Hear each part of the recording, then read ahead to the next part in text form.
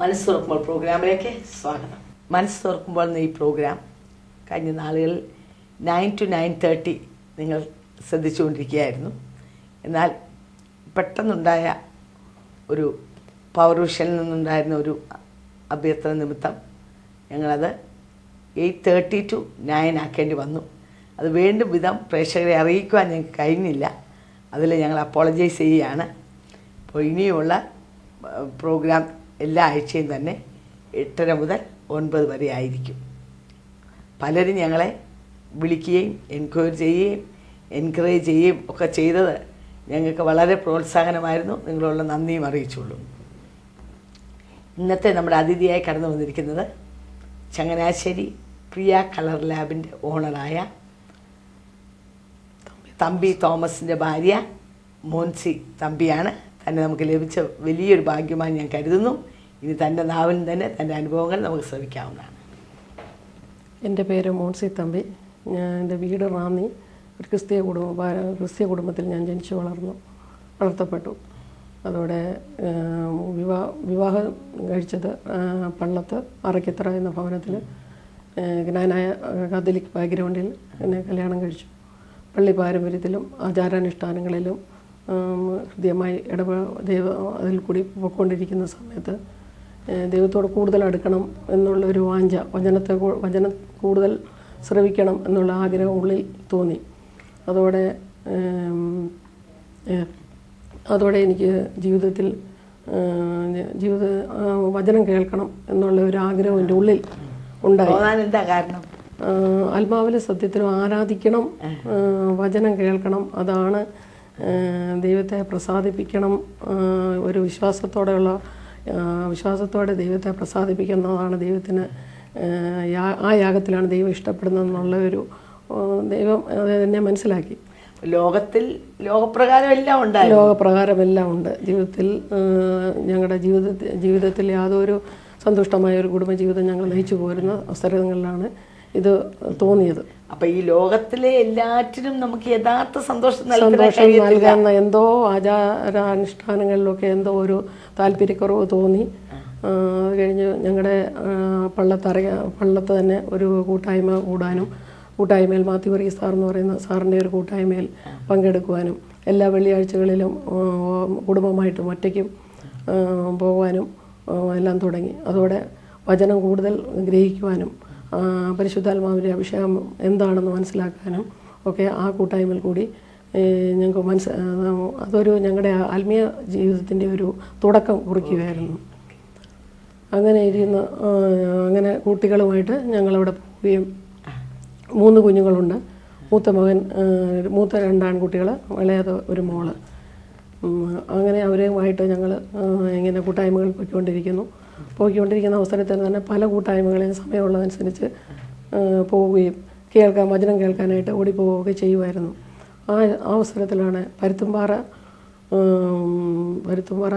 ഒരു ജംഗ്ഷനിൽ ബ്രദർ സുരേഷ് ബാബുവിൻ്റെ ഒരു മീറ്റിങ്ങിൽ അറ്റൻഡ് ചെയ്യാനായിട്ട് ഞാനും ഞങ്ങളുടെ കുടുംബമായിട്ട് കുഞ്ഞുങ്ങളും ഉണ്ട്. ആ കൂട്ടത്തിൽ ഞങ്ങളിങ്ങനെ പോയിക്കൊണ്ടിരിക്കുന്ന അവസരത്തിൽ അവിടെ ഇരുന്ന് വചനം ശ്രവിച്ചുകൊണ്ടിരിക്കുമ്പോൾ തന്നെ പുള്ളി വിളിച്ചു പറഞ്ഞു, തമ്പി തോമസ് എന്ന ആളിൻ്റെയും ചെറിയാൻ തമ്പി എൻ്റെ 2ാമത്തെ മകനാണ്, ഇവരുടെ 2 പേരുടെയും പേര് ജീവൻ്റെ പുസ്തകത്തിൽ പേരെഴുതപ്പെട്ടിരിക്കുന്നു.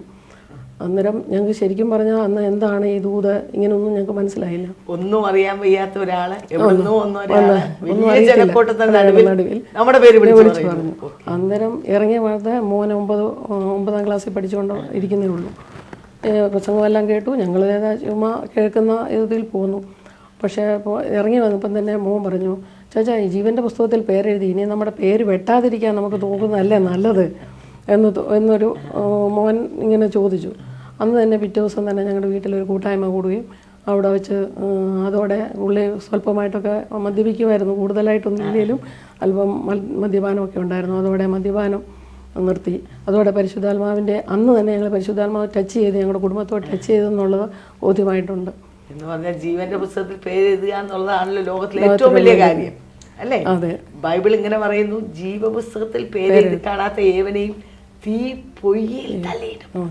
അതെന്തൊരു ഭയങ്കര അവസ്ഥയാണ്. തീ പൊയ്യ എന്ന് പറഞ്ഞാൽ ഒരിക്കലും കിടാത്ത തീയും ചാകാത്ത പുഴുവുമുള്ള ഭയങ്കരമായൊരു അനുഭവം. അവിടെ ബൈബിളിൽ നമ്മൾ വായിക്കുന്നത് മനുഷ്യൻ്റെ ആയുഷ്കാലം 70 സംവത്സരം, ഏറെയാൽ 80. അതിൻ്റെ പ്രതാപം കണ്ടതിന് ദുഃഖവും അത് വേഗം തിരിയും, നാം പറന്നു പോവുകയും ചെയ്യും.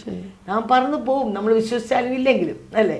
അപ്പോൾ ഒന്നുകിൽ നിത്യ നരകം അല്ലെങ്കിൽ നിത്യ സ്വർഗം. ജീവപുസ്തകത്തിൽ പേര് എഴുതി കാണാത്ത ഏവനും, അത് ഏത് മതസ്ഥനായിരുന്നാലും, ക്രിസ്ത്യാനിയായാലും ഹിന്ദുവായാലും മുസ്ലിം ആയാലും ആരായിരുന്നാലും അവരുടെ അവകാശത്തിൽ പോയിക്കാം. അപ്പൊ അതിൽ നിന്നുള്ള ഒരു വിടുതലാണ് ജീവപുസ്തകത്തിൽ പേര് എഴുതി കാണുക. ആ വലിയ ഭാഗ്യമാണ് നമുക്ക് ലഭിച്ചത്. ഓക്കെ, പറഞ്ഞാട്ടെ. അതോടെ ഞങ്ങളുടെ ജീവിതത്തിൽ വളരെ ചേഞ്ച് വരാൻ തുടങ്ങി. പിന്നെ അതോടെ കുഞ്ഞുങ്ങൾക്കും അത് കൊച്ചിലെ കുട്ടികളെ ഞാൻ അന്നു മുതൽ വചനം പഠിപ്പിക്കുകയും ഓരോ ദിവസവും സ്കൂളിൽ നിന്ന് വന്നു കഴിയുമ്പം വചനം പഠിക്കാൻ പറയും. അത് പിറ്റേ ദിവസം ചോദിക്കും. അന്നേരം അവർക്ക് ഓർമ്മ കിട്ടും. കുഞ്ഞുങ്ങളെ സംബന്ധിച്ച് അവർക്ക് പിറ്റേ ദിവസം പഠിച്ചത് എന്താണെന്ന് നമ്മൾ ചോദിക്കുമ്പോൾ ആ വചനം പിന്നെ പിറ്റേ ദിവസം ചോദിക്കുമ്പോൾ അതെന്തോ പഠിച്ചെന്ന് ചോദിക്കുമ്പോൾ ഒരു പിറ്റേ ദിവസം അത് പറയും. അത് കൊച്ചു കുട്ടികളായിരിക്കുമ്പോൾ നമ്മളത് ചെയ്തുകൊണ്ട് അവർക്ക് അങ്ങനെ തന്നെ ഞാൻ കൊച്ചിലെ തന്നെ കുഞ്ഞുങ്ങളെ ഒരു ദൈവഭക്തിയിൽ തന്നെ വളർത്തിക്കൊണ്ടുവരുമായിരുന്നു. അതുപോലെ പല കൂട്ടായ്മകളിൽ കുഞ്ഞുങ്ങളെ കൂടെ കൊണ്ടുപോകുമായിരുന്നു. ശനിയാഴ്ച ദിവസം കൂട്ടായ്മ, അന്നൊക്കെ ഐക്യ കൂട്ടായ്മയിലാണ് ഞങ്ങൾ കൊണ്ടിരുന്നത്. അങ്ങനെ ഞങ്ങൾ ഐക്യ കൂട്ടായ്മയിൽ പോയിക്കൊണ്ടിരുന്നു. ആ അവസരങ്ങളിലെല്ലാം പിന്നെ കുഞ്ഞുങ്ങൾക്കും വചനത്തോടുള്ള തെറ്റേത് ശരിയേത് എന്നുള്ളത് മനസ്സിലാക്കാൻ പറ്റി. അത് കഴിഞ്ഞ് അവരുടെ വിദ്യാഭ്യാസം കഴിഞ്ഞു. ഒരു +1 +2 ആയപ്പോഴത്തേന് കുഞ്ഞുങ്ങൾ വഴിതെറ്റി പോകുന്ന അവസരങ്ങളിലും നമ്മൾ അവർക്ക് ഇതുപോലുള്ള കൂട്ടായ്മകളുണ്ടോ എന്ന് ചോദിച്ച് അവരെ അവിടെ കൊണ്ടാക്കുകയും അങ്ങനെ തലമുറകളെ നമുക്ക് തന്നെങ്കിൽ ദൈവം ആ തലമുറകളെ നമ്മളെ തന്നെ അവിടെ കൊണ്ട് എത്തിപ്പിക്കുക എന്നുള്ളത് നമ്മുടെ അതെ. അങ്ങനെ കുഞ്ഞുങ്ങളെ അങ്ങനെ വളർത്താൻ പറ്റി. ഇപ്പോൾ മൂത്ത മോൻ ഇപ്പോൾ മർച്ചന്റ് നേവിയിൽ എഞ്ചിനീയറായിട്ട് കുഞ്ഞുങ്ങൾക്ക് വേണ്ടി പ്രാർത്ഥിക്കുമായിരുന്നു. ഏറ്റവും കുഞ്ഞുങ്ങൾക്ക് വേണ്ടി പ്രാർത്ഥിക്കുന്നുണ്ട്. അതെങ്ങനെയാ ദൈവം തന്നെ? അത് കഴിഞ്ഞ് ഞാൻ 1997 ഈ പ്രസംഗം കേൾക്കുന്നത്. അതോടെ ഞങ്ങൾക്ക് സ്നാനപ്പെടുവാൻ ദൈവം കൃപ തന്നു. അത് ഞാനും ഭർത്താവും തന്നെയാണ് ആദ്യം സ്നാനപ്പെടുന്നത്. അതനുസരിച്ച് ഞങ്ങൾ കുഞ്ഞുങ്ങളെ കമ്പൽ ചെയ്തില്ല. അവരുടെ ആഗ്രഹം ആ സമയമായപ്പോഴത്തേനും അവർ ഞങ്ങളോട് പറഞ്ഞു. അതായത് അവരും സ്നാനപ്പെട്ടു. ഞങ്ങൾ ഒന്നിച്ച് കുടുംബമായിട്ട് ദൈവത്തെ സേവിച്ചുകൊണ്ടിരിക്കുന്നു. അങ്ങനെ ഇരിക്കുമ്പോഴാണ് ഓരോ കാര്യങ്ങളും എന്നെ അത് കഴിഞ്ഞ് 1997 അഭിഷേകം പ്രാപിക്കാൻ പറ്റി. ആ അഭിഷേകം പ്രാപിച്ചു കഴിഞ്ഞ് ദൈവം ദർശനത്തിൽ കൂടിയും വെളിപ്പാടിൽ കൂടിയും ദൈവം പലതും എന്നെ കാണിച്ചു തരാൻ തുടങ്ങി. അങ്ങനെയാണോ കുഞ്ഞുങ്ങൾക്ക് വേണ്ടി പ്രാർത്ഥിക്കണമെന്നുള്ള? അത് അവസാനമാണ് കിട്ടിയത്. ആദ്യം തന്നെ ഞങ്ങൾ പാരമ്പര്യത്തിൽ കഴിയുന്നതുകൊണ്ട് നമ്മൾ ആദ്യം തന്നെ എൻ്റെ വീടിൻ്റെ ഫ്രണ്ടിൽ യോഹന്നാൻ്റെ സുവിശേഷം 15:15 പറയുന്നുള്ളൂ, ഞാൻ തന്നെ പുനരുത്ഥാനം ജീവനുമാകുന്നു, എന്നിൽ വിശ്വസിക്കുന്നവൻ മരിച്ചാലും ജീവിക്കുമെന്നുള്ള ബോർഡ് ആ വാക്യം ഫ്രണ്ടിൽ എഴുതി വെക്കുവാൻ പറഞ്ഞു. That's A very very powerful statement അല്ലേ? ഇന്ന് ലോകത്തിൽ അനേക ജീവിതങ്ങൾക്ക് ഇതിന് സത്യം അറിഞ്ഞുകൂടാ. ഈ ലോകത്തിൽ 50, 60, 70, 80 വർഷം ജീവിച്ചു, മരിച്ചു, അങ്ങ് പോയി എന്നാ മനുഷ്യൻ ചിന്തിക്കുന്നത്. എന്നാൽ ബൈബിൾ വ്യക്തമായി നമ്മളോട് പറഞ്ഞ് മനസ്സിലാക്കുന്നത് മരിച്ചാലും ജീവിക്കും. ഞങ്ങൾ പ്രേക്ഷകരോടൊക്കെ പറയാനുള്ളത് അതാണ്. ഈ ലോകത്തിലെ മരണമല്ല ശാശ്വതം. അത് എന്നേക്കുള്ള മരണമല്ല. മരിച്ചാലും ജീവിക്കും. അത് 2 ജനിച്ചാൽ നമുക്കൊന്ന് മരിച്ചാൽ മതി എന്ന് പറഞ്ഞാൽ, നിക്കോദെമസിനോട് യേശു പറഞ്ഞത്, നീ പുതിയതായി ഒന്നുകൂടെ ജനിക്കുന്നില്ല എങ്കിൽ സ്വർഗരാജ്യം കാണുകയില്ല. അങ്ങനെ യേശുവിൽ കൂടെ ആദ്യം ലോകത്തിൽ മാതാപിതാക്കളുടെ രക്തത്തിൽ ജനിച്ചു, എന്നാൽ രണ്ടാമത് പുത്രനായ യേശുവിൻ്റെ രക്തത്തിൽ ജനിക്കാൻ നമുക്ക് കഴിയുമെങ്കിൽ പിന്നീട് നമുക്ക് രണ്ടാമത്തെ ആ വലിയ മരണം, ആ നിത്യനരകത്തിലേക്കുള്ള മരണം നമുക്കില്ല. പിന്നെ നമ്മൾ എന്നേക്കും ജീവിക്കാൻ പോവുക മനോഹര രാജ്യത്ത്, കർത്താവ് ഒരുക്കുന്ന ദേശത്ത്. കർത്താവ് പറഞ്ഞ്, ഞാനിരിക്കുന്ന സ്ഥലത്ത് നിങ്ങളെ ഇരുത്തും, അവിടെ നിത്യയുഗങ്ങൾ, കോടി കോടി കോടി യുഗങ്ങൾ നമ്മൾ വസിക്കാൻ പോവുക. അതുകൊണ്ടാണ് ആ വാക്യം എഴുതി വെക്കാൻ പറഞ്ഞത്, എന്നിൽ വിശ്വസിക്കുന്നവൻ മരിച്ചാലും ജീവിക്കും. അതിന് വേറെ ഒന്നും ചെയ്യണ്ട, അവനെ വിശ്വസിച്ചാൽ മാത്രം മതി. അതുപോലെ ആ സമയങ്ങളിലൊന്നും വചനം ഈ സമയങ്ങളിൽ അറിയത്തില്ലായിരുന്നു. ദൈവം എഴുതി കാണിച്ച വചനങ്ങളാണ് ഇതെല്ലാം. അതുപോലെ പിന്നീട് അക്ഷരപ്രതിഷ്ഠകൾ പല സ്ഥലങ്ങളിലും നമ്മുടെ ഭവനങ്ങളിലൊക്കെ ഇരുന്നത് പലതും കാണിച്ചു തന്നു. പ്രാർത്ഥിച്ചുകൊണ്ടിരിക്കുമ്പോൾ തന്നെ അത് കാണിക്കും, ഇന്ന സ്ഥാനത്തിരിക്കുന്നു, നമ്മൾ ഉപേക്ഷിക്കപ്പെട്ട് നമുക്ക് എവിടെയാണെന്ന് പോലും അറിയത്തില്ല ഇരിക്കുന്നത്. അത് നമ്മൾ പ്രാർത്ഥിക്കുന്ന സമയത്ത് പറയും ഇന്നത് ഇരിപ്പുണ്ട്, ഇന്നത് എടുത്ത് കളാം. അങ്ങനെ വീട്ടിലെ പല സാധനങ്ങളും എനിക്ക് കളയേണ്ടി വന്നിട്ടുണ്ട്. നമ്മള് വില കൽപ്പിക്കാത്ത ചിന്തിച്ച കാര്യങ്ങൾ വരും. അതുവരെ നമ്മളെ എന്നെ കൊണ്ട് തന്നെ അതൊരു ആരും പറഞ്ഞു തന്നല്ല, ദൈവം തന്നെ നേരിട്ട് സംസാരിച്ചാണ്. എൻ്റെ ജീവിതത്തിലാണെങ്കിലും പല കാര്യങ്ങളും നടക്കുന്നത് മുഴുവനും ദൈവം നേരിട്ട് സംസാരിച്ചത് മാത്രമേ ഉള്ളൂ ഞാൻ ചെയ്തിരിക്കുന്നത്. അപ്പൊ ദൈവത്തിന് അതൊന്നും ഇഷ്ടമില്ല സാരം അല്ലേ? യാതൊരു വിഗ്രഹങ്ങളും ഒന്നും ദൈവത്തിന് ഇഷ്ടമില്ല. അങ്ങനെ കഴിഞ്ഞുകൊണ്ടിരുന്ന ഒരു നവംബർ 4-ാം തീയതിയാണെന്ന് തോന്നുന്നു,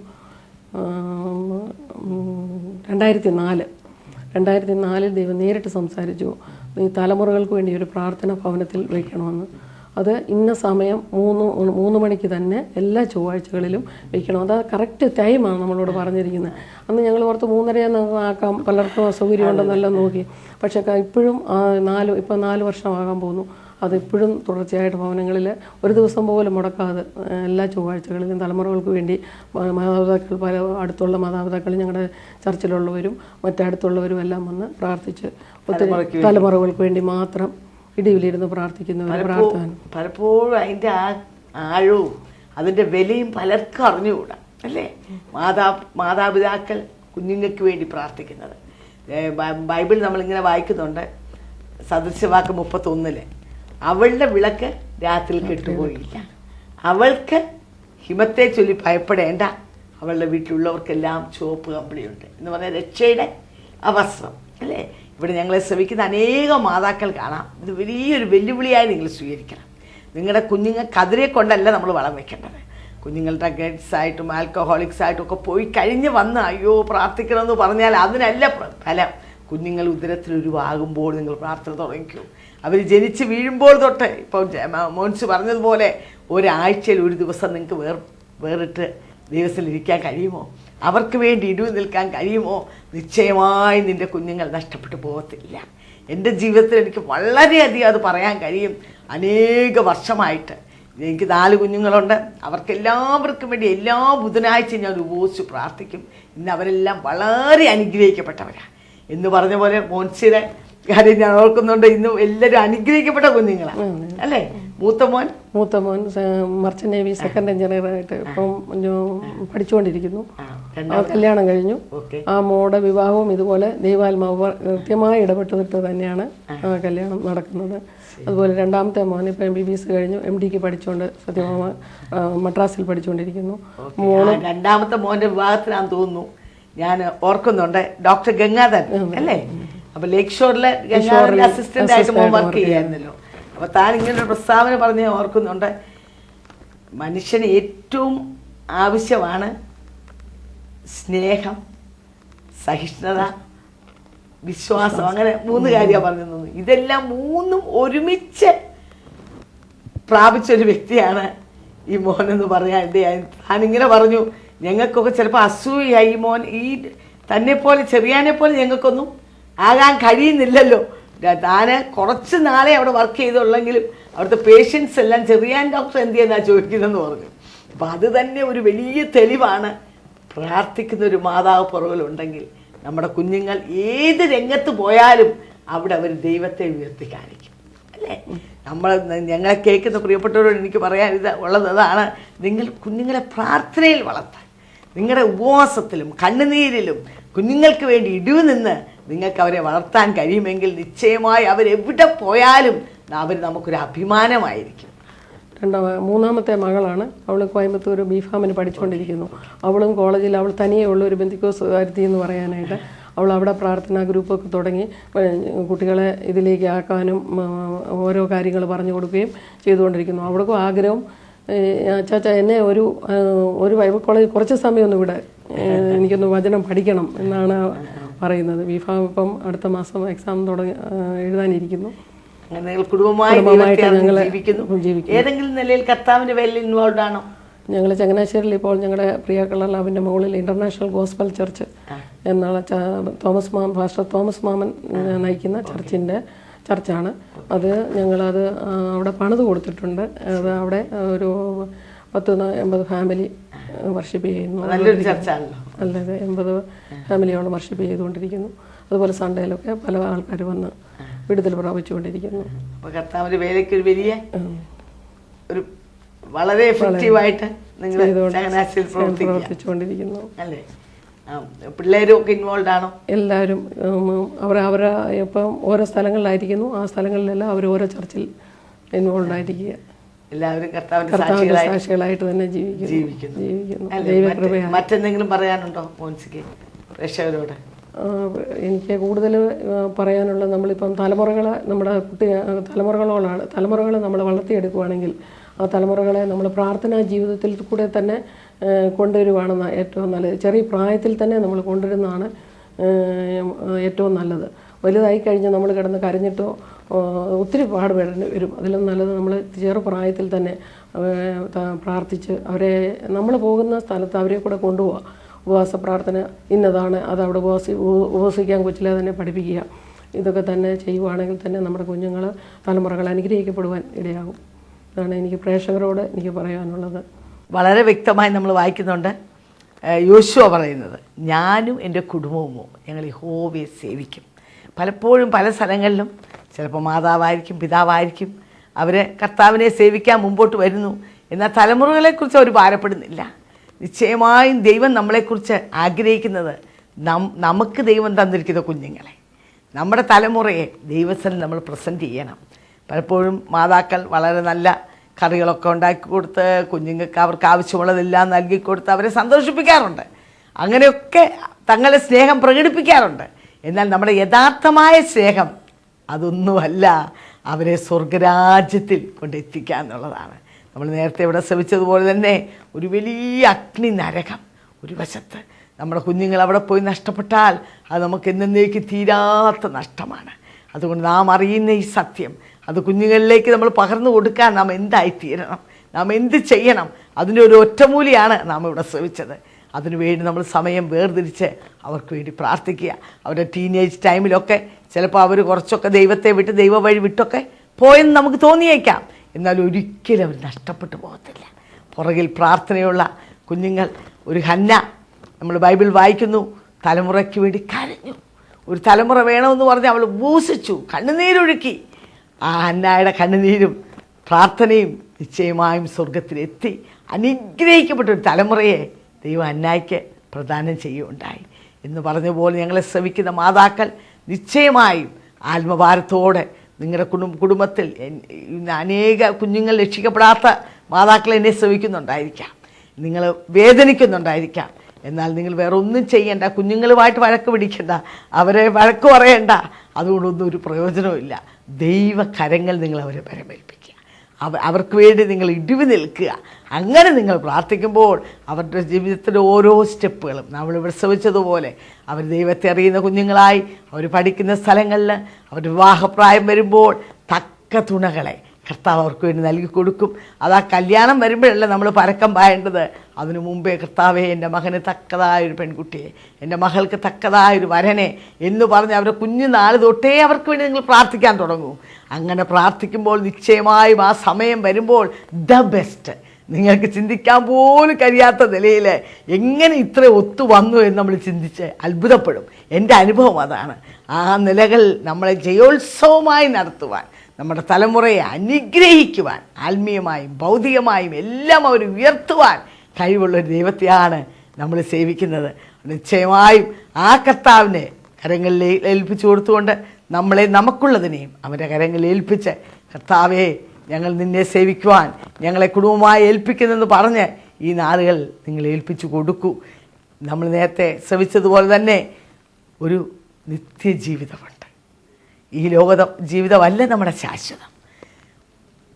തന്നിൽ വിശ്വസിക്കുന്നവൻ, യേശുവിൽ വിശ്വസിക്കുന്നവൻ മരിച്ചാലും ജീവിക്കും. That's A very powerful statement. അതിൻ്റെ ആഴം നമ്മൾ ഗ്രഹിക്കണം. എൻ്റെ കർത്താവേ, എനിക്ക് നിത്യയോഗങ്ങൾ ജീവിക്കുവാൻ ആഗ്രഹമുണ്ട്, അതിന് ഞാൻ എന്ത് ചെയ്യണം എന്ന് നിങ്ങൾ കർത്താവിനോട് ചോദിക്കൂ. കർത്താവിൻ്റെ മറുപടി വളരെ സിമ്പിളാണ്. എൻ്റെ പൈതലേ, നീ മറ്റൊന്നും ചെയ്യണ്ട, ഞാൻ നിനക്ക് വേണ്ടി എല്ലാം ചെയ്ത് കഴിഞ്ഞു. I have paid it off. ഞാൻ ഇതിൻ്റെ വില കൊടുത്തു കഴിഞ്ഞു. നിൻ്റെ കൈ കൊണ്ട് ചെയ്ത പാപങ്ങൾക്ക് വേണ്ടി എൻ്റെ കയ്യിൽ ആന തറയ്ക്കപ്പെട്ടു. നിൻ്റെ കാലുകൊണ്ട് അരുതാത്ത സ്ഥാനങ്ങളിലേക്ക് പോയതിനു വേണ്ടി എൻ്റെ കാലിൽ ആന തറയ്ക്കപ്പെട്ടു. നിൻ്റെ ചിന്തയിൽ വേണ്ടാത്ത കാര്യങ്ങൾ ചിന്തിച്ചതിന് വേണ്ടി എൻ്റെ തലയിൽ മുൾക്കിടം വെച്ച് ആഞ്ഞടിച്ചു. നിൻ്റെ ഹൃദയത്തിൽ വേണ്ടാത്ത കാര്യങ്ങൾ സംഗ്രഹിച്ചതിന് വേണ്ടി എൻ്റെ വിലാപ്പുറത്ത് കുന്നം കുത്തി കയറ്റി നിൻ്റെ കൈ കൊണ്ടും നിൻ്റെ കാലുകൊണ്ടും നിൻ്റെ ചിന്ത കൊണ്ടും നിൻ്റെ ഹൃദയം കൊണ്ടും നീ ചെയ്ത സകല പാപത്തെയും ഞാൻ എൻ്റെ മേൽ ചുമന്നൊഴിച്ചു. പുത്രനായ യേശുവിൻ്റെ രക്തം, ആ രക്തം പുണ്യാഹ രക്തം, പാപമില്ലാത്ത രക്തം, അതിലൊരു തുള്ളി വീണാൽ മതി.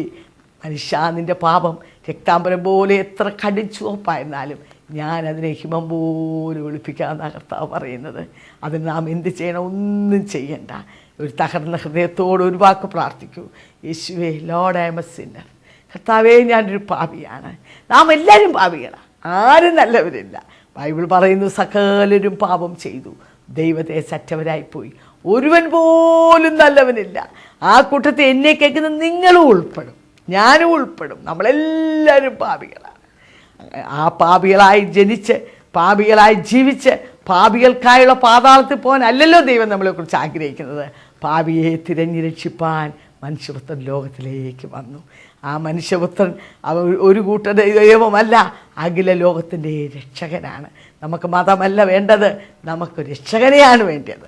അവിടെ ഈ രാത്രികാലം നിങ്ങൾ ഒരു വാക്ക് ആത്മാർത്ഥമായി ഹൃദയത്തിൻ്റെ ആഴത്തിൽ നിന്ന് പ്രാർത്ഥിക്കൂ. യെസ് ലോർഡ്, ഞാനും ആ പാപികളിൽ ഒരുവൻ.